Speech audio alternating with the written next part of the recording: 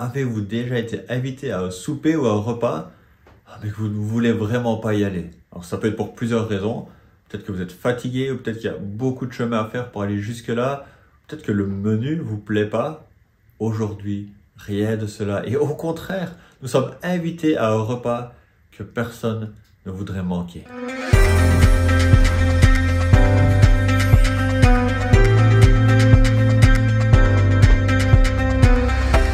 La semaine dernière, nous avons regardé le premier repas que l'on trouve dans les Écritures, où Dieu invite l'homme à jouir de la création.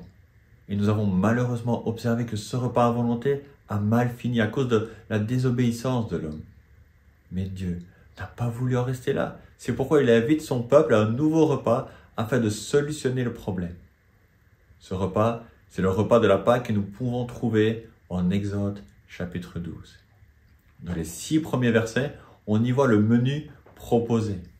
Un agneau, mais pas n'importe lequel. Un agneau sur mesure. 3 caractéristiques pour celui-ci. Un agneau choisi à l'avance. On n'est pas en train de manger les restes qu'on pourrait trouver dans notre frigo. Non, ce repas se prépare. Ensuite, la taille de l'agneau devait correspondre parfaitement au nombre d'invités. Il s'agissait de faire un costume sur mesure.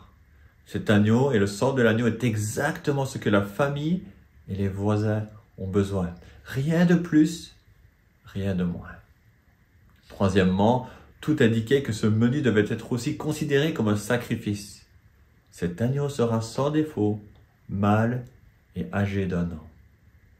Regardons maintenant comment devait-il être mangé. Dans les versets 7 à 11 de ce même chapitre, on peut facilement remarquer que le sang de l'agneau a une importance capitale. Chaque maisonnier devait appliquer le sang sur le poteau et sur le linteau de leur porte d'entrée. L'Éternel devait être témoin qu'il y avait déjà eu une victime à cet endroit, que l'agneau avait bien été offert en sacrifice. Ce repas devait se manger sous l'abri du sang, mais aussi en étant prêt à voyager.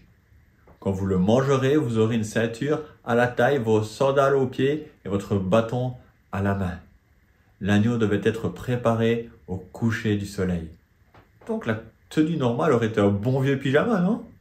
Mais ici, l'Éternel indique que ce repas marque un moment décisif où le peuple va se mettre en route vers le pays promis et ne plus être esclave en Égypte. Pour conclure, posons-nous la dernière question. Pourquoi y être convié? Dieu annonce qu'il va déverser sa colère sur les Égyptiens, mais c'est les Israélites qui sont conviés à ce repas. Cela nous montre que la colère et la mort ont atteint l'humanité tout entière. Le peuple choisi par Dieu a aussi besoin de s'abriter sous le sang de l'agneau pour échapper à la juste colère de Dieu. Nous lisons au verset 13. « Pour vous qui vous êtes abrités sous le sang de l'agneau, il n'y aura pas de fléau.